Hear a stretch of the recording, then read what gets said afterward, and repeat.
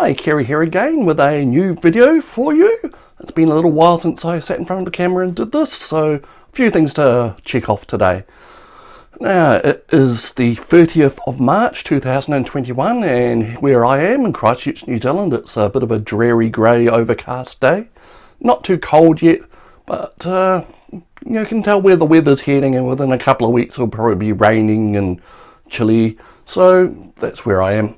Now, the first thing I wanted to talk about today was to mention the passing of Beverly Cleary. Now, Beverly Cleary you may be aware of, but she was a children's author, started working in the 1940s, and I was surprised to learn she worked consistently up to the late 90s. Now, over the weekend I started seeing her books being discussed on places like Twitter, and I wondered what was up.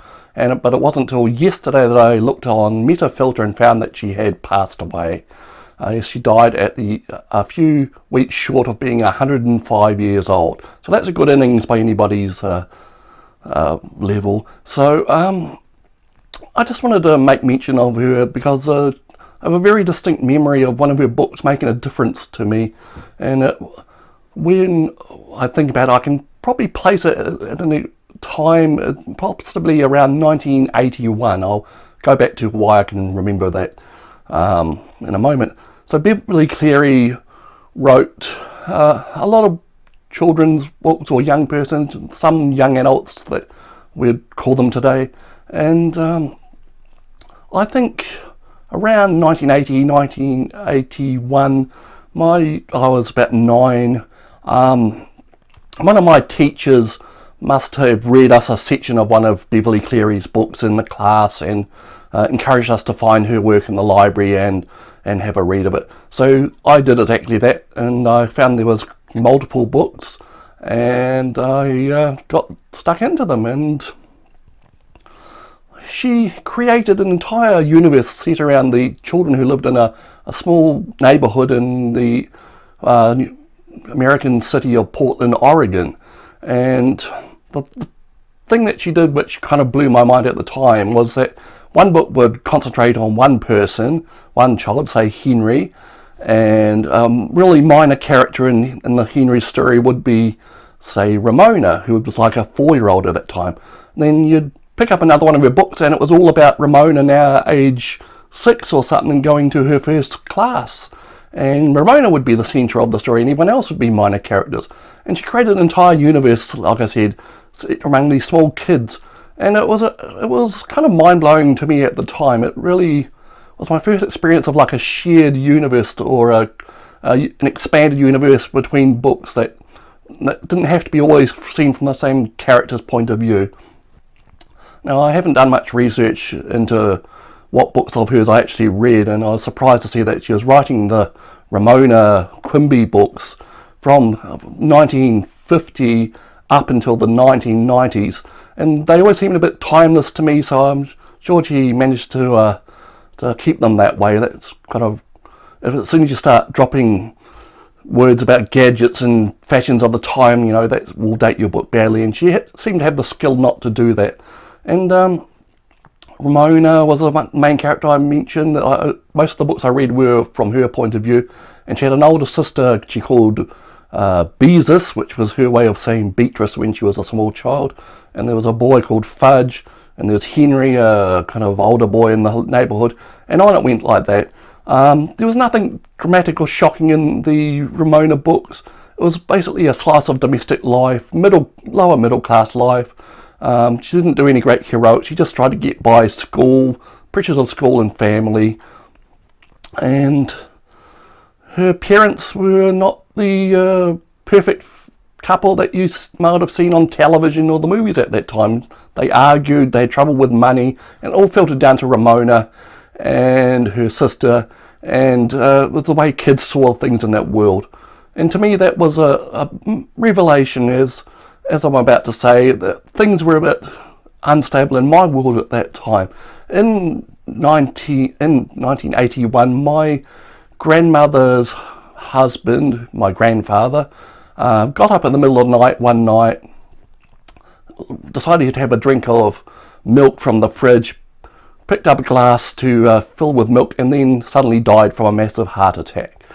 And my mother decided at the time that she didn't want her mother, my grandmother, staying alone in that, rattling around in the house while things were sorted out. So my grandmother packed up and came to live with us here.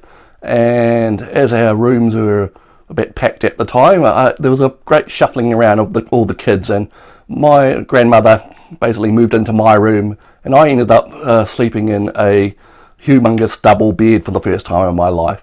And the reason I remember that is that I remember reading the Ramona Quimby books, or at least some of them, in that great big double bed by myself, trying to find some of solace in the stories and the warmth and the humanity of the stories, while my whole world felt completely unstable. Of course, it would have been feeling worse for my grandmother, but at the time, you know, as a kid, everything centers around you. So that's why I remember Beverly Cleary's books. They were there like a solid thing to disappear into when your worries are around you, and they didn't shy away from the tough side of life. So yeah, so Beverly Cleary means means that to me, and I just wanted to mark her passing as I did this video. So on to other things. Now, main books I want to talk about today are these: Where the Footprints End, Volume 1, Folklore, and Volume 2, Evidence, by Joshua Cutchin and Timothy Renner. Now, I grew up in the golden age maybe of paranormal books and movies and television shows. The field started to grow in the 70s, and by the late 70s it had filtered down to the mainstream, and there are things like the Osborne Mysteries series of books on UFOs, monsters and ghosts. And then we came across the unexplained part work that every week threatened to bring all the scary shit into your home. And I also remember that came free with a flexi disc of electronic voice phenomena, which was scary as hell. And I've only ever listened to it about twice, and I filed it away somewhere in a cupboard and forgot about it. Of course, I haven't forgotten about it. And all this mysterious stuff combined in my mind to give me an interest in the liminal, the obscure, the fringe. Not because I had any true believer tendencies, more that it gave me a similar feeling of reading about science or aviation. You know, the possibilities, the boundless possibilities, the edge being blown away, basically. I'm trying hard to articulate this feeling here. And anyway, between the age of about 10 and maybe my 20s, I would probably check out every UFO book that was in my local library. I'd read them all, and man, there was a lot of crap in those books. None of them ever really swayed me too far into believing what they believed. There's just, even as a child, I could see there were so many inconsistencies and so many leaps of logic. I just became agnostic on it, and okay, there are occasional books that would tilt me one way or another, but I never became a true believer in the ETH, as it's known, the extraterrestrial hypothesis, the idea that the UFO is a nuts and bolt flying saucer piloted by little aliens, and they're here with the government's knowledge, and there's all sorts of conspiracies keeping that knowledge from us. But stupid as that may sound, that became the orthodoxy of ufology, the self-proclaimed study of UFOs, particularly in the United States. And the United States, for better or worse, is a thought and media leader on these things. Whatever they pump out seems to flood the world, hence things like the X-Files and so on. And this orthodoxy continued pretty much unchecked in the media, and up until maybe 10 or so years ago, a whole new generation of UFO researchers came about, and with the help of the internet, they grew their readerships and their audience, and they started to step away from the ETH, from the extraterrestrial hypothesis, and they started to look at things beyond aliens being the answer. And they looked at the connections with folklore. That's something that was first postulated in a major way by Jacques Vallée back in maybe the late 60s, early 70s. I remember reading his books in the 80s. But it seemed to take 40, 50 years for this to become an almost mainstream thought in the United States, at least. And these new generation of UFO researchers have started to spread their ideas to the mainstream, and their connections to folklore and other dimensions and all sorts of consciousness related things, wanted to explain the phenomenon that is seen rather than what has been filtered through second-hand reports.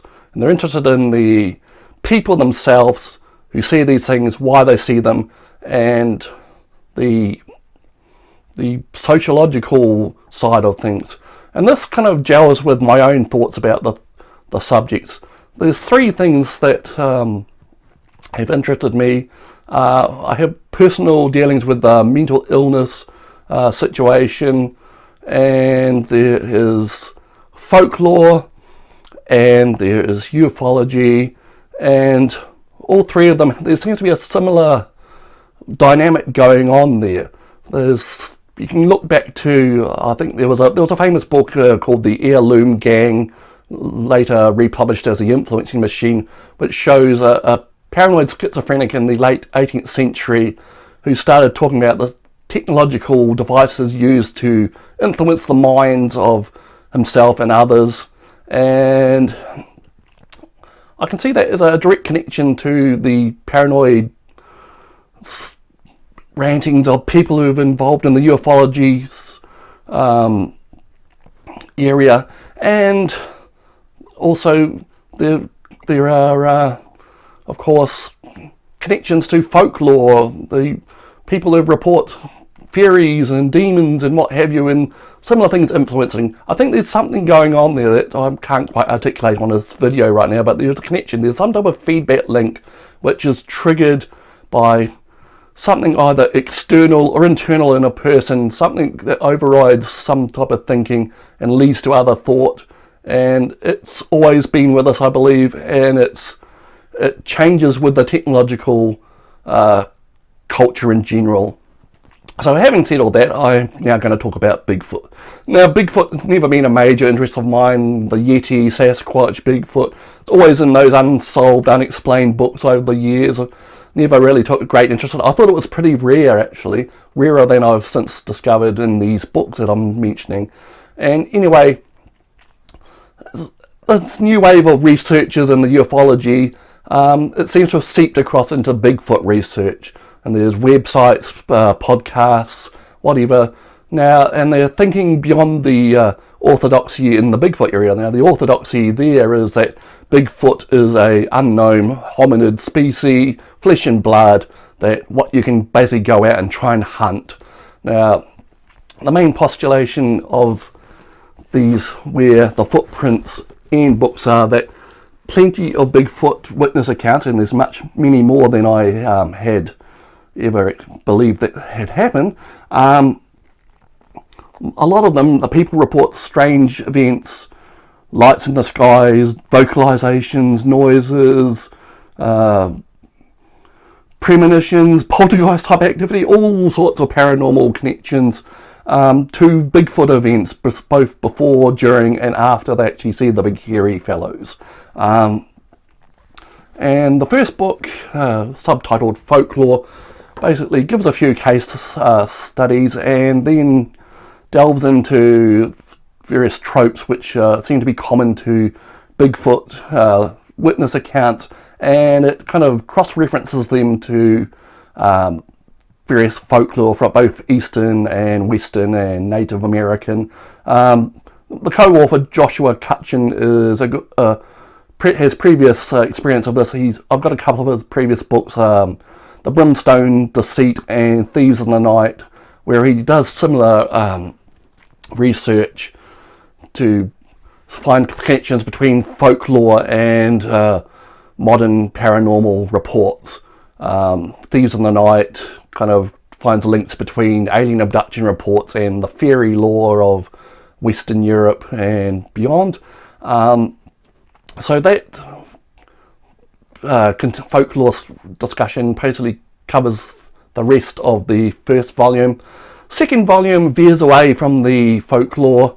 In volume 2, Evidence, it's closer to what that says. It tells us other common tropes of Bigfoot encounters, but things like footprints, and there's a lot of weird stuff going on there. Some footprints are 3-toed, some 5-toed, some 6-toed, some 2-toed, and sometimes they're just footprints from one foot and not the other, unless the stride is incredibly massive. Footprints that end suddenly halfway across a field and then disappear. And there's also the noises made by alleged Bigfoots. There's apparently tapes of something called the Sierra Sounds, where there's some type of speech type patterns which no one can decipher, and guttural sounds. And basically it also talks about trackways and ways pushed through the bush by alleged Bigfoot creatures. And there is an interesting discussion, just as I was getting a little bored with it, that interesting discussion of how Bigfoot evidence, or purported evidence, has a strange habit of disappearing. Now that's something similar that happens in UFO cases. It does put a question whether such evidence ever existed, but you can't distrust everyone in such cases, so something's going on there. And I was amused to find that the Bigfoot community has its own version of the infamous Men in Black. Apparently people claiming to be government agents that will turn up if you report Bigfoot encounters, tell you to keep it quiet, tell you not to tell anyone, and confiscate any evidence you have. And the strange thing is that it only seems to be like the same two people travelling the entire United States doing this, so who knows what's going on there. The second volume basically also just discusses the trickster archetype in folklore and culture and how it may apply in the Bigfoot case. That was getting a little esoteric for me, but I have to admit I did enjoy these books, mainly the witness statements. The book ends with a couple of wild case studies, and all through the books, the witness accounts, which they drop in occasionally, are really fascinating. There's a lot of similar things happening way back, even into the late 1800s, early 1800s, into the 20th century. These witness accounts are fascinating to me, and I find it similar to the UFO encounters. It tells you more about the people and what the culture and what's actually going on in the collective head, basically. So that is where the footprints end. I enjoyed the books. I'm not a true believer in anything. In fact, in the end, the authors say that they basically can't tell you what Bigfoot is. They make some noises about him being similar to the nature spirits of lore, but they're not pinning him down to that. And I guess everyone likes things to remain a mystery anyway, so that may be the best way about it to end. So that's those books. So what am I reading at the moment? I am about 2/3 the way through Fun Home.